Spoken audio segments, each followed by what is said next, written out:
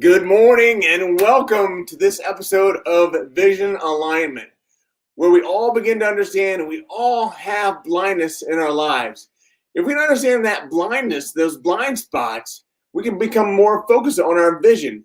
And our vision it doesn't need to be, but it sure would be helpful if our vision were aligned with our core beliefs, our core values, and our core strengths. So we're bringing on a guest today that is going to talk about that. But I also want to tell you about the guests that are coming on tomorrow and after that. But we're going to save that for the end. So let me bring on our guest today. Without any further ado, let's bring on Mr. Michael Hauge. Good morning, Michael. Good morning to you. Good to see you. Good to be here. Well, thank you for getting up. You're on the West Coast, I realize, and I know that I've made you get up a little early, and I apologize for that, but I appreciate it. It's okay. It's not that I had to get up early. It's that I have to look prepared and sound smart. That's hard early. I can get out of bed at any hour, but this is a challenge. Yeah. My eyes look blurry. Not my fault. Your fault. It's on me. It's on me. Yep. So tell me, when is your first recollection of knowing your vision? Well, I would say right around the time I was probably 5 or 6 years old. Wow. I actually looked up the word vision before coming on just to make sure I was clear. And it said, seeing the future with wisdom. I don't know how wise I was at 5 or 6, but here was the vision I had, and it's never actually wavered. And that is, even before I was 5, from the time I was born and driving, it's probably when my mom and dad would take me to the movies. And as I got more aware, I just loved going to the movies. And as I did, I almost immediately started realizing I want to be there. I realized my vision was me in the movie. Now, to be clear, I didn't want to be in the movie acting in it. And I didn't even think about there being a movie business. I just mean I love being transported into whatever the world was that we were seeing. So what I wanted, never said anything to anybody for years and years and years, but what my dream was, I want to be part of that. I want to be involved in that. I want to have that and bring that experience to other people. So that was my first vision. Wow. That's great. If you want to hear more, stick around.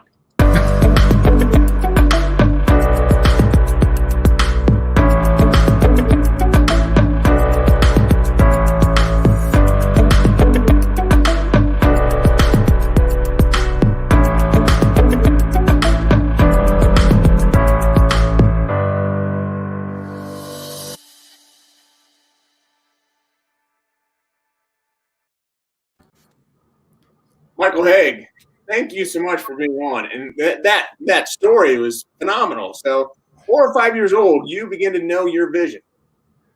Yeah. In a rudimentary, yes. A slightly fuzzy, but fairly powerful vision for me, yeah. So tell me, what's your story? I mean, story, that's a big term, a big question, but how would you say that people should know you now? What makes you up? I'll tell you what. I before we started, I said I actually have three. I had 3 visions that I can measure. Let me take you through those, and that'll sort of tell you where I am now, and that would be a way to do it. Okay. So first one was I want to be inside that world. I want to do something, and as I grew older and saw more and more movies, I never stopped loving to go to the movies. And I was always the kid in high school who got all my friends, let's go to the movies. Even if it was a sunny day in Oregon. And they said, we don't go to the movies when it's sunny here. And I said, it's even better. It'll be sunny when we get out of the theater. So I did that a long time. And speaking of blind spots, I figured, okay, going to Hollywood to be in the movie business, that's ridiculous. That's like silliness. And it's just a pipe dream. And so I went about my way doing, real jobs, and I got some degrees and I became a teacher and I taught preschool for a few years. But finally, there was a point when I said, if I'm ever going to do this. I better do it now because the older I get and the more commitments I have to things I won't. So I just sort of got on the turnip truck and went to Hollywood. And as I went there, I went to film school, and for a little while, this little school that was uncredited, took some different classes, finally learned how to be what they call a reader in Hollywood. And that means my job was to read scripts for basically agents and producers who are inundated with scripts. And then, so I would read them because they don't want to have to read it. So I'd read the script, write a one-page synopsis with my recommendation and give it to them. And I learned how to do that. And about the hardest job hunt I ever did was to find some place to get that job. But I finally found an agent that gave it to me. He paid me $10 for every script that I did what they call coverage on. And it took me about a day. So within a year of being in Hollywood, I was making $10 a day, and my dad was so proud. Even back then in the dark ages, $10 didn't go very far in Hollywood, but that was okay. That got me going. And eventually I started doing that for others. And then, so the more I did that, the more I realized this is what I like. Of all the elements of films, this is the part I like, the script, the writing of it, or the creation of the story. And my vision was not so much to be a screenwriter. I thought maybe I would do that someday, but it was really, so my second vision was more personal. It's that is, I saw myself, or wanted to see myself, helping writers and movie makers make better movies or tell better stories with their movies. So it was about, my vision was me doing that for, or guiding people or teaching people. And so I began doing that. I became, first I did it, one-on-one, or got hired by producers to work with other writers. Then I started lecturing, and then I wrote a book. And so pretty soon I was coaching and writing and teaching about it. So that was my second vision, me being involved in making movies better, making the scripts for movies better.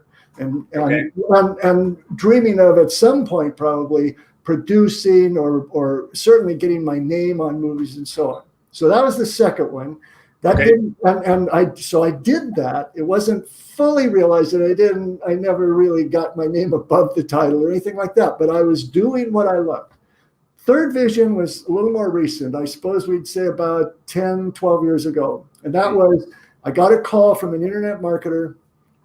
He said, I saw a lecture you gave that's on video called The Hero's Two Journeys. And I want to hire you to help me tell a good story for this webinar I'm going to do. And I'd like to fly out and meet with you if that's okay. So being not that dim, I thought, okay, I don't even know what internet marketing is. I couldn't have told you what a funnel was to save my life. But if this guy's willing to fly from Atlanta to LA just to meet with me, he's probably got some money to spend. That's a big webinar. Yeah. Well, it was. What it ended up being is a $10 million webinar for him. So Whoa. It came out, and I started, and I said to him, I don't know how you approach this to sell things, but I can tell you how to approach it, or how Hollywood storytellers would do it, because I had a lot of experience with that. So as he told me his story, I started saying, well, if this were a movie, we wouldn't start there, we would start here. And if this were a movie, before, as soon as we'd start with the IRS knocking on your door. And if this were a movie, we would establish empathy with you. And if this were a movie, we'd give you a very clear goal, and so on and so on. And then as I started doing that, more people in the umbrella I call the business world, or people who aren't professional storytellers, they want to use story to move people to action, to get them to buy things or hire them or change their lives and so on. And then when I realized that was possible, then I think this is the clearest. So the vision I'm operating under now is basically helping people connect positively through storytelling. So that's what I do now. I still work in Hollywood. I still work with filmmakers, and writers there, but probably it's shifted. And more than that, I work with internet marketers, but also public speakers and also entrepreneurs and business leaders and sales reps and so on, all about here's how you can tell a story that is not going to just move people to action, but is also going to create a greater connection between you and them and between them and their own world. And that's where I am now. So our listeners will know the name, and I hope it's okay for me to say the name because you're in his book. Russell Brunson. Mm-hmm. Yeah. Now, he wasn't the internet marketer I mentioned. It was a guy called Matt Basak. Russell came along, 2 or 3 years after that. But the same video that brought Matt Basak to LA, he saw that and invited me to be a part of or give a presentation about story to a live event that he was putting on with his partner, Dagan Smith. So I went in. Again, I didn't pretend that I knew anything about internet marketing even then, but I gave my presentation. And in that presentation, I talked about my sort of 6-stage approach to storytelling based on the way successful movies are structured. And so if you've seen his book, Expert Secrets, and I didn't know he was going to do this, but we got to be, we got acquainted, we got to be pals, we stayed in touch a bit. But he wrote a book called Expert Secrets. And so when I first saw the book, I'm looking at it and I come to chapter 7 and he says, I think his opening was, I used to think I was good at storytelling until I met a guy named Michael Hauge. And I was actually listening to the book on my bike as I rode my bike on Saturday.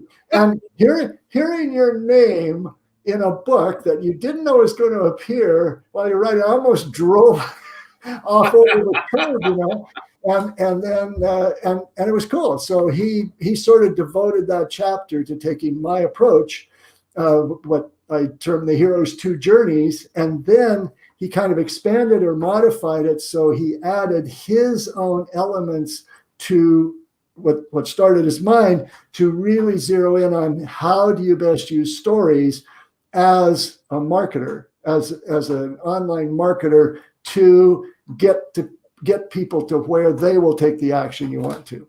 And that was cool. That was really exciting and has been really helpful. Thank you, Russell, because then other people have heard about me there and come to work with me for that and so on. Oh, yeah. His book is prolific in my world, the world I live in. So, yeah, that's incredible. Absolutely incredible.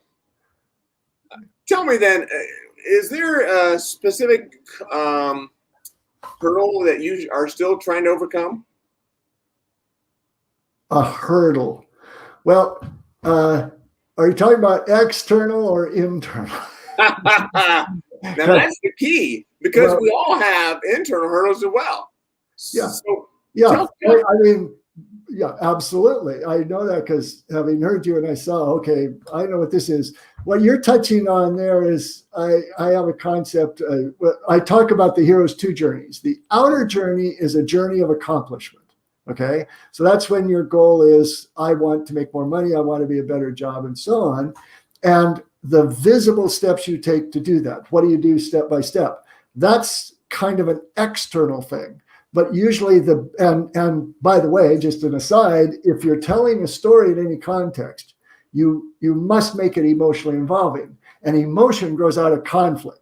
So when you're look at any movie and you'll see the thing that makes the movie work and gets you excited about it or gets you, scared or falling in love or whatever is the obstacles the character overcomes. So if those are external, I need more education or whatever, those are powerful obstacles. But the inner journey involves what I call a character's identity and essence. And identity is the term I use to mean the false self that we present to the world, the sort of mask we wear. And we do that because deep down, we're trying to protect ourselves from some fear we have, usually that grows out of some wound from the past. And so so I'll confess mine. So one of my big identity issues is, one of my big false beliefs is do whatever you need to or want to, but be sure nobody's upset. Now, being afraid of upsetting people is not really a great formula for success in Hollywood or anything else, because if all you're worried about is, okay, I can ask for this or I can do this, but I hope nobody has, I got to take care of everybody emotionally. So that's just mine. That's a belief that I grew up with and so on. So when you say what hurdles, that's ever present. Usually that identity.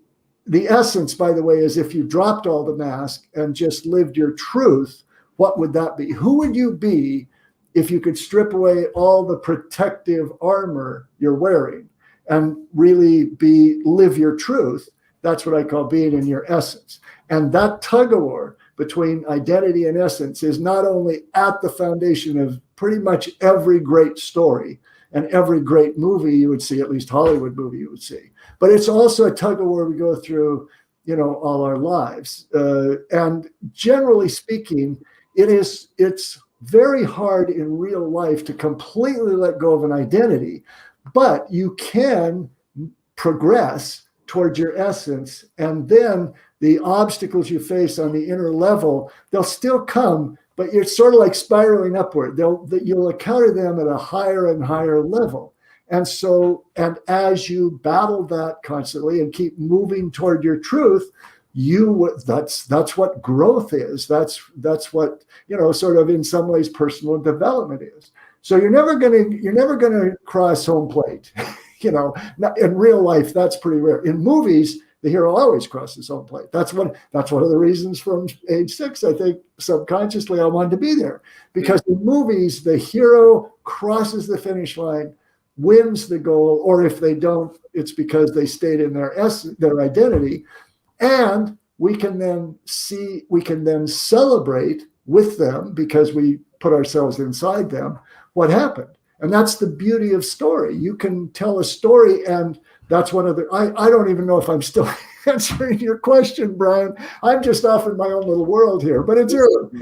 Keep going. Keep going. Okay. But my point is, when you tell stories, if you're a speaker, if you're an entrepreneur, if you have a job for some other company, but you have tasks or responsibilities, or if in your personal life you want to get in shape or overcome a physical disability or whatever it might be, when you tell stories about what you went through there or what people you've worked with went through, then in that story, they can achieve that goal. They can cross that finish line. And now you've given everybody you're telling the story to, your audience or your reader, if you're writing a book, or if you're, it used to be on stage, now it's on Zoom. Then when they hear that story, you're giving them the emotional experience of doing what that character did, changing in the way that character does, and winning.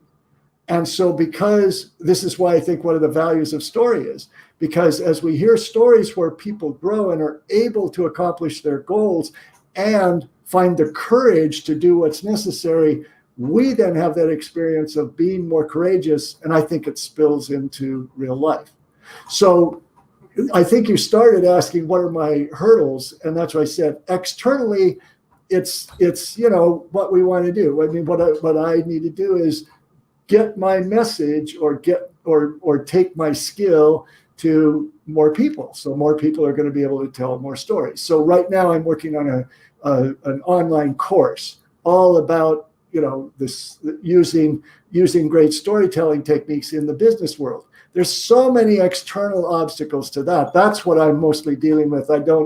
Dealing with the equipment and making all the videos and doing all the editing and so on. But internally, it's more that identity essence thing that goes on. Wow. Have we run out of time? Well, we're at about 20 minutes, but that's okay. That's okay. I appreciate you being on the record. So Brian say, here's the guest that I only got to ask 3 questions because he didn't stop talking. I love it. You're doing a great job. You're on point. So much. I appreciate this. But also want to make sure that the people that are listening, that you put in a hashtag live if you're listening live, if you're listening to this on a replay, put in a hashtag replay. Tell me where you're coming in from as well. And then, if you would, please, in your timeline, if you're on Facebook or if you're on LinkedIn or YouTube, whatever, please put in a picture of you winking. And again, that picture of you winking is not about making fun of me. It's about understanding what makes you unique. Because if this guy, meaning me, knows what makes him unique, and it's not his eye, it's my positive personality, and then you need to understand, well, I wonder what makes me unique. So that's the whole idea behind Winking with Wagner. Please put in a hashtag of Winking with Wagner, put in a hashtag of Brian with one eye, and also tag me on the picture. So that would be great. And then, as always, share this video out with other people. Share it with your community. Share it with whoever you think would make a good part of this, whether it's live or replay. So thank you very much for doing that. Now, back to you, Michael. Mm-hmm. Wow. Cool idea. That's a neat idea. I'll do that. I'll make a picture winking and post it. So that'll be fun. Awesome. I would really appreciate that. And so you'll be entered into a raffle for a free signed copy of my book. Now, my book was written based on my story of having brain surgery and losing my eyesight. But the title of the book is Sometimes It Does Take a Brain Surgeon. So, yeah, we'll get that. Yeah. And I know you have a book as well. So let's talk a little bit more about your business and your book. But before we do that, I just want to say hi to some people that have joined here online. And there's Ted Legal. Good morning, Brian. Hey, Ted, how are you? Good morning on Facebook. And then there is Lady Susanna. If I think I'm saying that right. Hi, lady. That's awesome. Thank you very much. And then we also have Yina on LinkedIn. A new friend, Ema. I think is how you pronounce her name. So she's a part of the group that I just spoke to yesterday, that you've spoken to, the Golden Gate Breakfast Club. Oh, yeah. That's great. You were on yesterday? I was.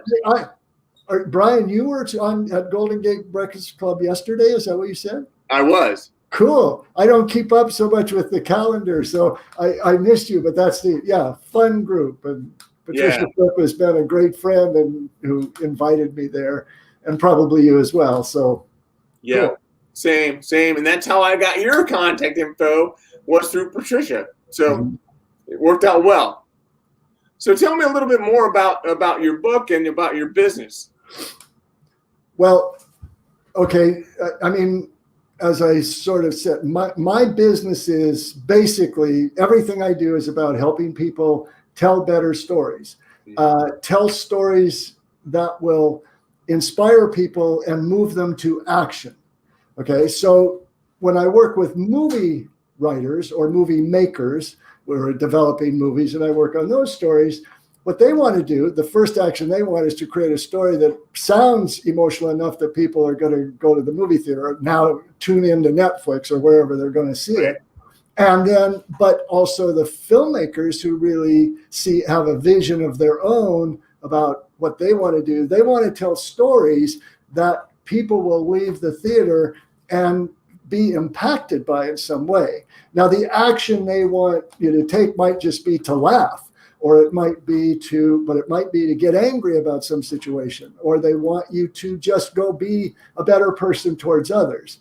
But it's about that for people who are screenwriters, and the same with novelists. I work with a lot of novelists and romance writers, same thing. In the book you're talking about, the picture is right behind me here, called Storytelling Made Easy.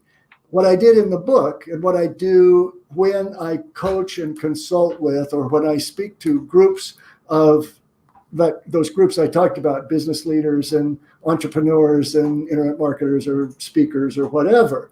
What I do there and what the book is designed to do, or my vision of the book was, I want to take what I know and the process I had developed for how a great screenplay works, a great movie is structured, and how the characters are developed, and how, if it goes deep, it gets into that inner journey, outer journey thing I was talking about. I took those principles and I didn't exactly change them. I wanted to streamline them so they would be sort of simpler. I mean, telling a great story is not necessarily easy, but this makes it easier. But I wanted to simplify it so that it would be, number one, more appropriate for stories that are shorter. Because in business, it's rare to tell a story. In fact, it's probably not a good idea to tell a story that's going to be 90 minutes or 2 hours long. Movie makers can do that because they've got an audience, but it's going to be more likely 5 minutes, 8 minutes, 10, maybe slightly longer. So I want to zero in on how do you structure that story in a way that touches people, that connects with people, that primarily gets people emotionally involved, because that's your primary goal. And then I also wanted to do it in such a way that it would be a tool, a conduit to get people in business or people in whatever arena you're in to take the action you're trying to persuade them to take, because that's how you earn a living, or because that's how you want to inspire people to go out and change their lives. So it's sort of, let's look at how movies work, because Hollywood is the sort of like the emotion picture capital of the world. I mean, Hollywood knows how to tell stories in such a way that we're emotionally involved. That's why they've made billions of dollars.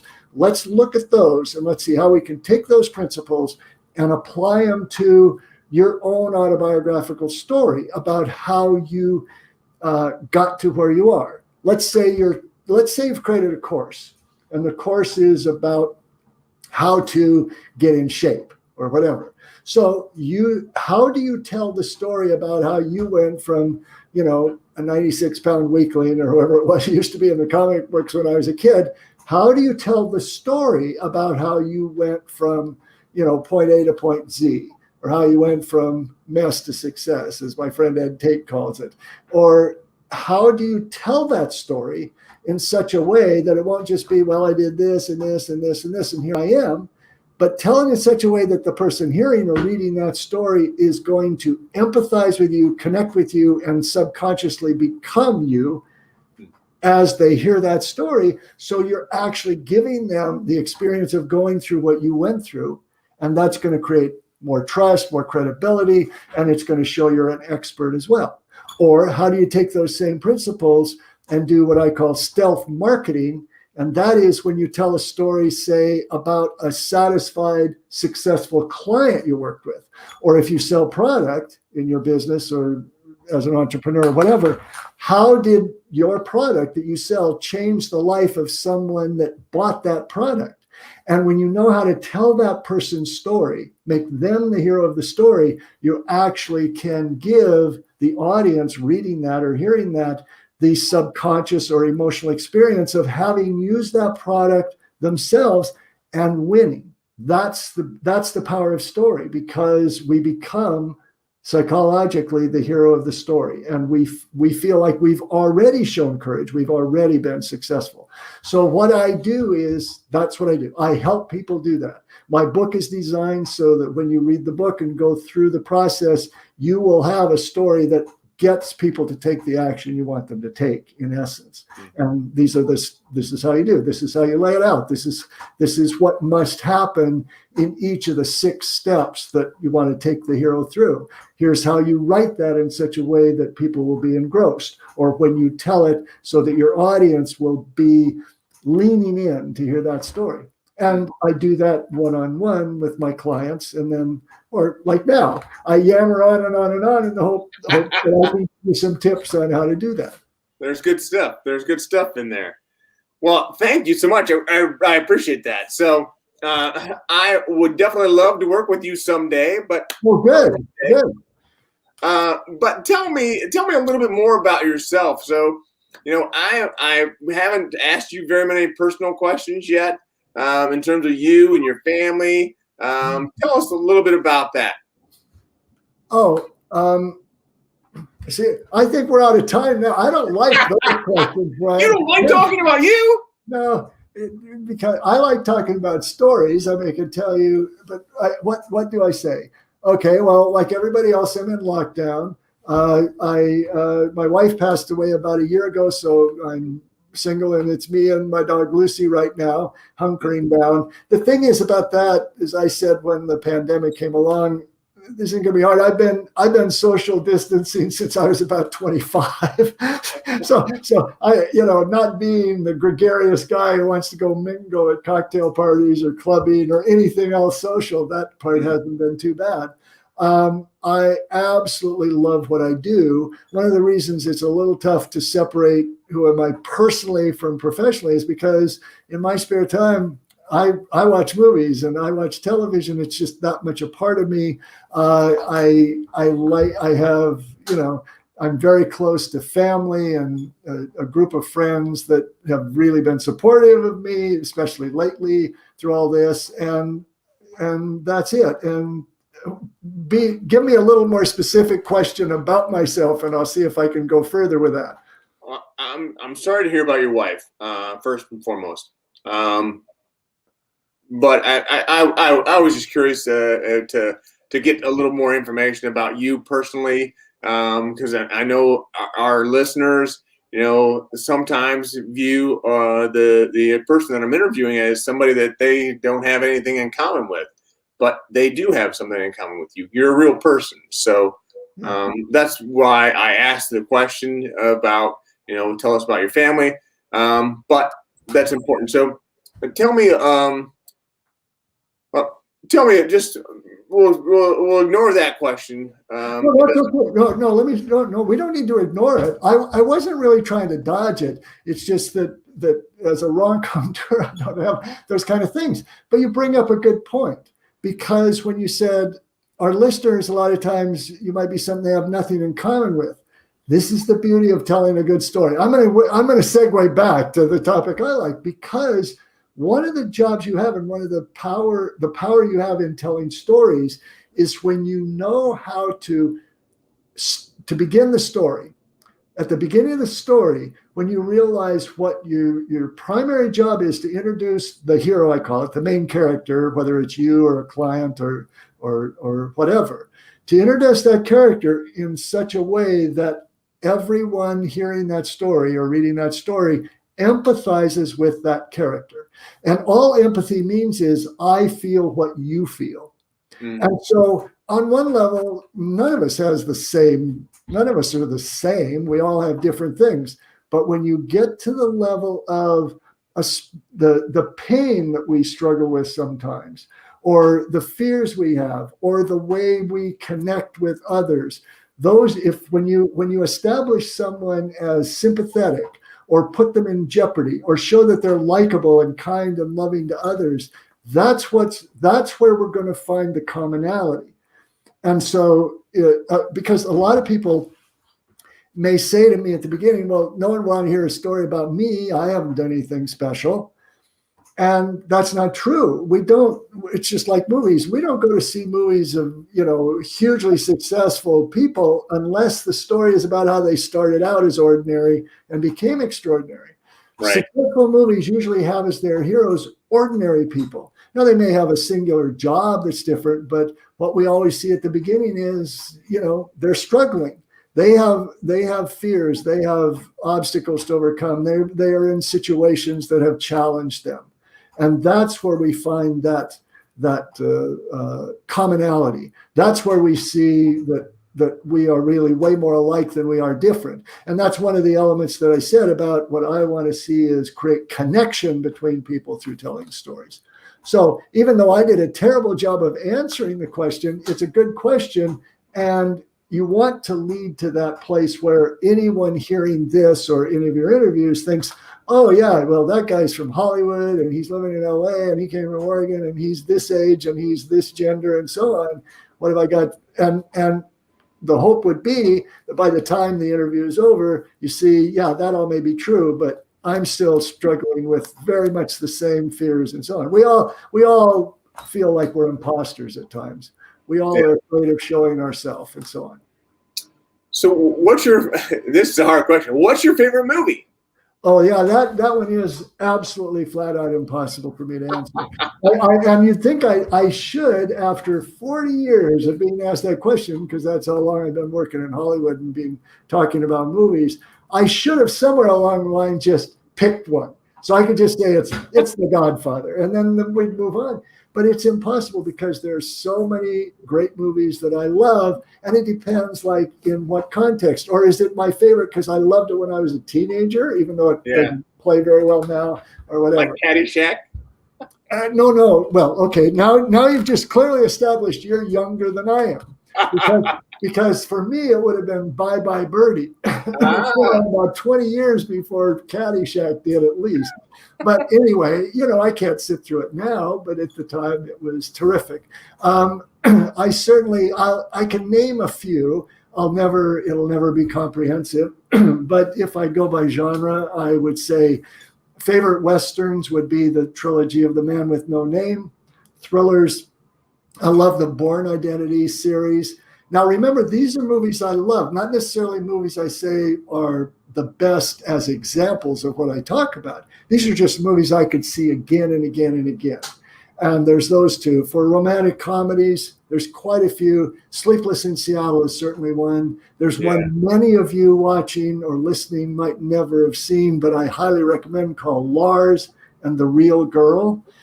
Because you probably missed it, because if you read the little blurb about what it's about, you'll think, yeah, I'm not interested in that. That sounds weird or tacky. But if you just trust me, and I haven't lied yet, so if you trust me, see that movie, Lars and the Real Girl. Lars and the Real Girl. Lars, Lars and the Real Girl. It stars Ryan Gosling. It's brilliant. It's sweet, and it's a great love story, and it would classify as a romantic comedy. Ryan Gosling. My wife will like it. Yeah, in a kind of different role for him. I mean, he's always great. I've never seen anything he wasn't, good. But he tends to lean a bit dark. Although I also love La La Land, so it's not universal. So those Big Chill has things that tapped into my own experience in some way. Big Chill or American Graffiti. I'm thinking there must be a genre. Oh, and in the animated arena, I would definitely say Shrek and Up. Those are what I consider the pinnacle of that. And then for movies you probably already think of as great, Godfather is probably what I would say is the great Hollywood movie. Prior to that, the great Hollywood movie to me was probably Casablanca, but that's enough, isn't it? I think I even cranked out 10 there. And when we're done, I'll think, oh, God, I should have mentioned this movie because I love that movie.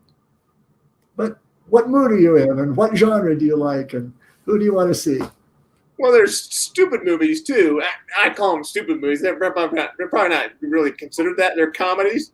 Uh-huh. Comedies like Step Brothers, comedies like... Wedding Crashers, there's the 40-Year-Old Virgin, and those are really bad movies. Okay. Now I'm going to start arguing with the host. That's something you should never do, folks, when you're on the podcast. Those are in fact, both Wedding Crashers and 40-Year-Old Virgin are movies that I have talked about. I've actually lectured. I've given entire lectures on Wedding Crashers because there's a difference between being really funny and being stupid. Because you've seen stupid comedies, and in about 15 minutes, you're saying to yourself, "This is stupid," and probably, not laughing at it. But if you take Wedding Crashers, a hilarious movie to me. I love that. Just the opening scene before the credits to me is just priceless. But if we can't go into all of it, but if you look at what makes great movies great and ask, why do we care about these horrible guys? These are two guys who not just crash weddings, but they lie to women just to get them in bed, and they have completely terrified of commitment and so on. They're just not really great guys, but we start empathizing with them, and then we go on a journey where they both want to find true love or win the love of the person they're with or they're attracted to, but they also transform.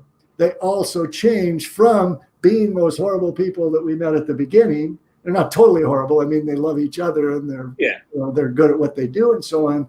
And we see how they go through an arc that at the end they find the courage to take action that they were too terrified to take at the beginning. And that is really be themselves and make a commitment to someone else. So I think Wedding Crashers is a terrific movie. Now, it may not be your taste because it is, a fairly strongly R-rated movie in terms of nudity and language, I suppose. So that may not be your cup of tea.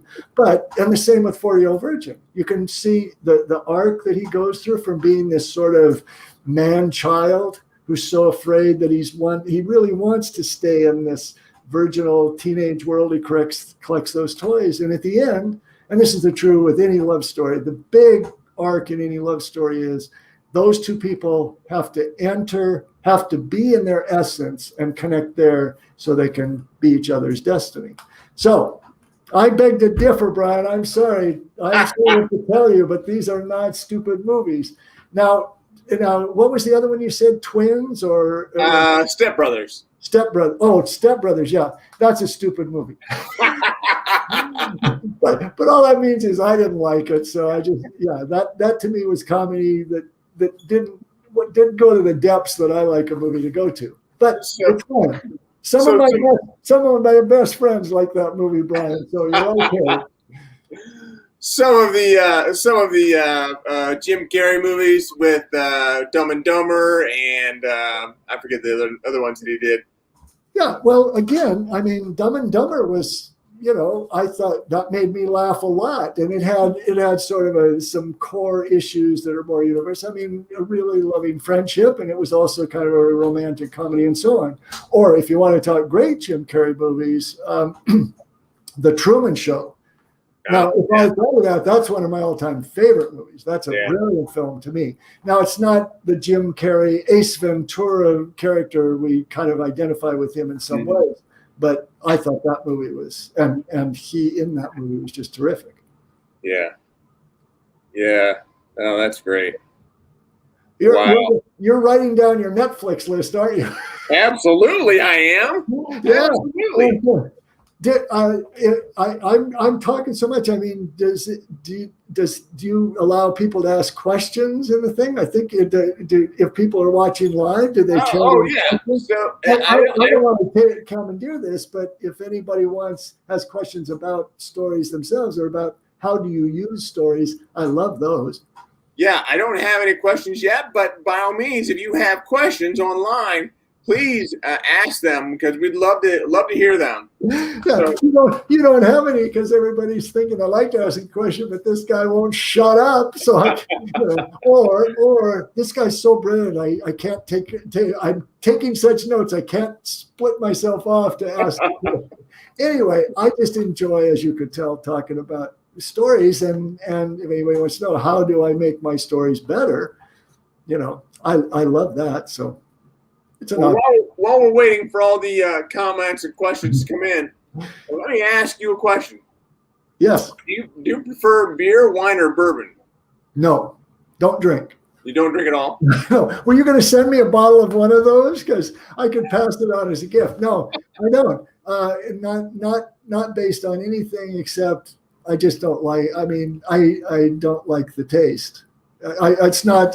I mean, I'm not in a program, and it's not against religion and so on. It's just like, why I hate the taste. Why do I want to force myself to drink something so I can acquire a taste when it's probably not all that good for me anyway? Why did you ask that question? It's just a general question I ask everybody. I thought there was a secret formula. Like if I said I like beer, that means I'm this kind of a person. And that's a great idea. I'm always looking for depth, just like stories. I want to know what's the inner journey here. What are you really asking, Brian? Well, here's another question. What's your favorite kind of pizza? Well, let's see. Okay, that one I can't ask. I eat pizza. I'm vegetarian, so no pepperoni or any of that. If you said, what do you want when you're in a group? What do you want? Mine would usually be standard pizza, tomato sauce and cheese. But the ingredients I love the most are olives, and certainly olives and pineapple.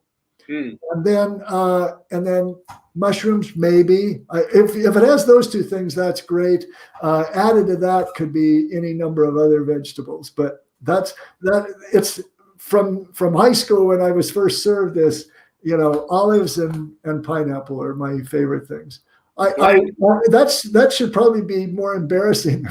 Okay, so here's a guy who doesn't drink at all and likes pineapple on his pizza. I've just discredited everything I said for the past 45 minutes, wouldn't I? Black olives or green? Oh God, black, green. Now, is that a thing? I don't even remember ever seeing green olives in the do-it-yourself pizza place. That sounds foul. So yes, black. Can't be serious. Green olives would be like that would be like the stepbrothers of pizzas. I love it. Where do what's that called? A callback. That's it. Yeah, there you go. I almost forgot what the name of the movie you liked was because I sort of keep that name out of my mind. Okay. Wow. So we're already at 40 some minutes. What do you do to recharge? Well, depends what. Well, it doesn't really apply over the last year, but I'm basically introverted. Although when you see me in front, I don't probably seem that introverted right now. Just kind of strange when it comes to pizza. But so I being an introvert, I generally want to recharge by going to be by myself.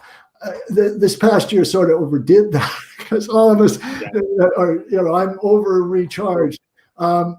Let's see, it would be, first it would be very passive stuff. I would be reading or especially watching television or movies.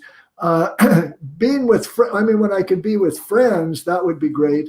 When I would be able to go golfing, and now I suppose I could do that now, but I kind of drifted away.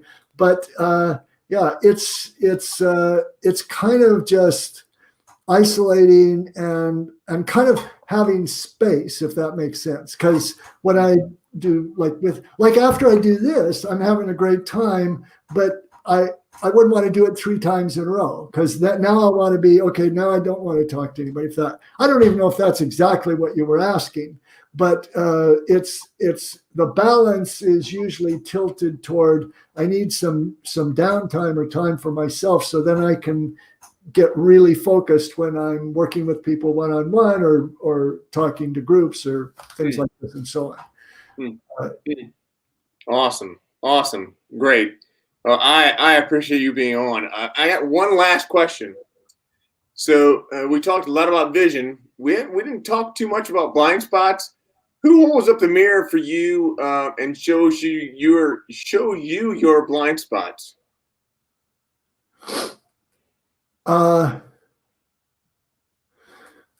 Well, it'd be people that are close to me. So Nevada, who is like the VP of my company, has been with me for 8 years. She would, I'm always asking her, but she would point out anything, especially in the arena of my work and so on.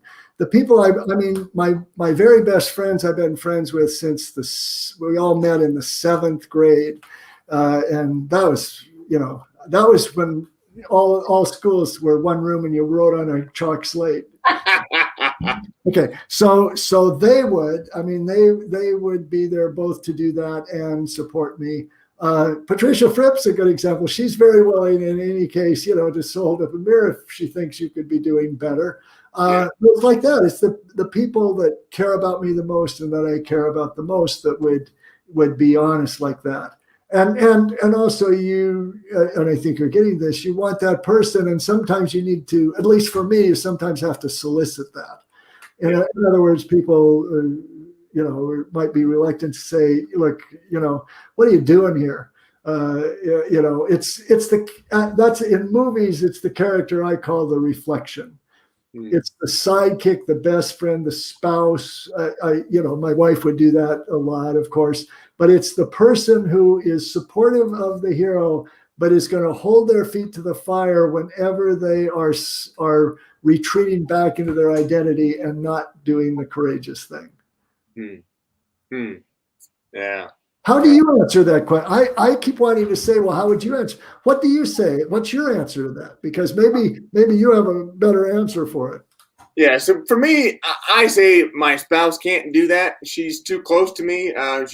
She's somebody that I love, and she loves me, and she's even if she is able to give me good constructive feedback, I can't hear it that way. So I don't always accept that kind of feedback. And it's not because I have a bad relationship with my wife. We've been married for 30 years, so that's going very well. But I think that you need to pay someone. Usually, you need to pay someone, or at least you need to have someone that is willing to, to give you some hard truth when you need that hard truth, and that is how I would answer it. Oh, that's good. See, that's a better answer. If you'd have said that first, I would have mentioned probably the number one person. That's my therapist, because that, that when it comes to dealing with those sort of deeper issues as well. It never occurred to me that you were talking about paying somebody, but yeah, that's a good idea, because I mean, on that level, that's what I'm a coach and a consultant, and that's why having coaches and so on is such a valuable thing, because and also because by paying them, you give them permission to be completely direct and honest, and they can't do what I was talking about the first. They can't be in the space of, well, I don't want to upset anybody. A good therapist seems not trapped by that rule.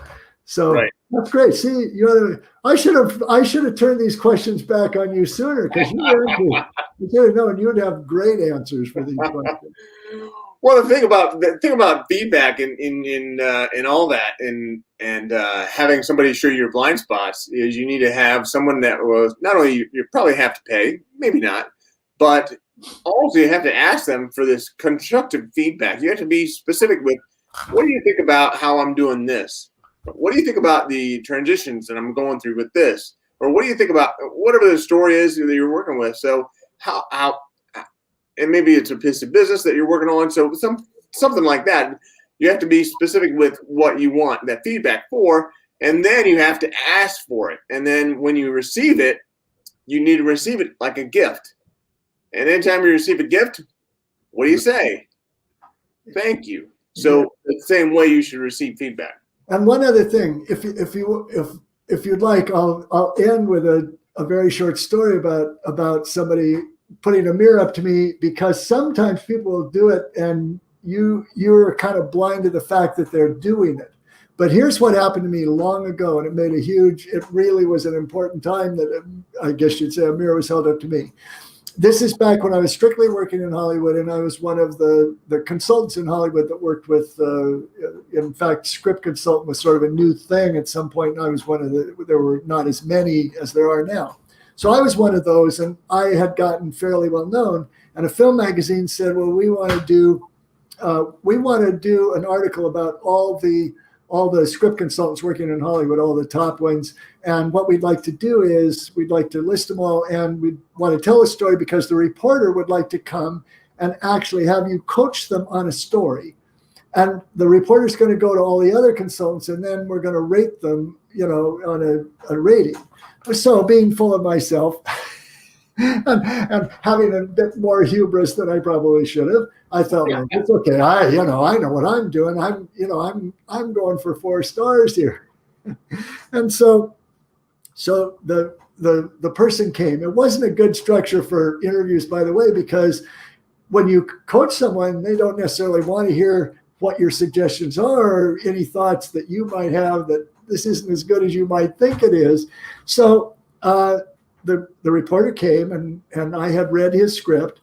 And when I coach, it's one-on-one. And at that time, what I would do is, I'll tell you how long ago it was I would on a cassette tape, I would, they would talk, and when it was time for me to tell them, these are my suggestions about your script, I'd turn on the recorder, and then so they could listen to what my comments were. Okay, great. And I told him what I thought it needed and why I thought it had these problems and that. So it came time for the article, and the editor of the magazine, who I knew, said, well, I had made as a condition, I said, I coach, and the way I coach is I work with somebody and then I have to have a follow-up conversation because I want to see how they're doing with what I said. And they said, sure, we'll do that. And then he never called back. And so finally I called the magazine and said, I still haven't gotten an appointment. He said, oh, yeah, he went ahead and did the article. He said he didn't really need the feedback. So that was upsetting. So I said, well, that wasn't really what I was in for. How many stars did I get on this? And he said, well, he gave you 3 stars. Okay, I thought. He said, but if you want to lift, we'll just take you out since it wasn't what you wanted to do. I said, okay, 3 stars. That's not terrible. So finally, the article comes out. First thing I discovered is it wasn't a 4-star rating. It was out of 5. So now Mr. Big Shot Script Consultant thinks, oh my God, why did I let this happen? And then I read the thing. And the first thing it said was, I went to Michael Hauge's home, a house teeming with cats. My wife was so pissed when she heard that. Now, we did have a few extra cats. Well, we had 5 actually, but it still wasn't teeming, you know. And he went on. But one of the things he said, he was not kind in it particularly, but he said, and he records when we do the coaching, he records, but he's so involved in himself that he doesn't even turn the recorder on until he's talking. Now, I thought I was doing a favor. I thought, well, why would the writer want to listen to everything they said before they get to the part that they paid me for, which was my opinion? And so I was upset. And I didn't want to, I just thought this guy was a jerk. But then, and this was the one moment of wisdom I had, I thought, you know, maybe I should think about that. Why is it I don't return the recorder on until they start? And so I started turning the recorder on through the whole thing. And that made me realize I wasn't a 5-star, even a 4-star coach, because I thought the main thing I needed to do was tell people my opinion of their script. And that's when I discovered, and that's when I changed and realized, if you're a coach, the number one thing you have to do is listen. And so now when I coach anyone, it always begins with me asking lots of questions. Where did you come up with the idea? What are you trying to say with this? Why did you do this? Why that? And then I sort of move into, well, tell me about this character. Yeah. Tell me, is this somebody you like, this character you created? Or same with the business story. Okay, why did you start the story here? Who do you see as the hero? What happened here? And eventually the questions will become such that the storyteller starts realizing, you know, maybe that's a mistake. Maybe I need to work on that. And eventually I'll say, well, here's some other things I think you need to do. But discovering that the power lies in listening and asking questions, that's when I really did greatly, that really transformed my coaching and my consulting. And then since then, everything else. Like what I just said, if anybody has any questions, I like doing that. But that was somebody who held up a mirror, and I certainly didn't ask for it. But at times people will be holding it up. And if you're willing to really pay attention, you realize, yeah, maybe I should listen to maybe I should listen to the reaction I'm getting from the crowd. And so on. So. Wow. That's good information, good recommendation, good advice, I would say. So thank you so much for being on today. I really appreciate it. Oh yeah, this was fun. I had a great time. As I told you when we put it up, it's all about me, Brian, but I had fun. I'm one of my biggest fans, and I enjoyed hearing myself yammer on and on. And I hope you and everyone got something out of it. And you know, I'd love to do it again. So thank you for having me. Well, it's a pleasure. We'll definitely have you back. Okay, Thank cool. you so much. Thanks, Brian. All right, hang out in the green room, and I'll be right back. All right, take care. Woo! Wow, what a great show! What a great show! So tomorrow we have at 10 o'clock. It's going to be me. I'm going to be talking about vision alignment and talking more about how important it is to have our own vision aligned with our core beliefs and our core values. But then at 11:30, we're going to have, in the Stroke of Genius show, we're going to have Kelly Renee Baker.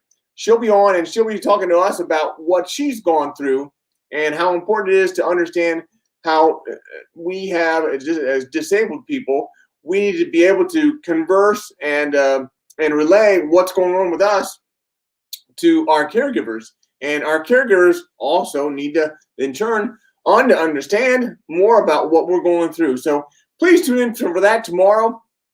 Again, 10 a.m. Eastern, and then 11:30 Eastern. And then for next week, we've got another great lineup of shows coming. I hope you all will join me for those. And as always, keep one eye on the road. Bye.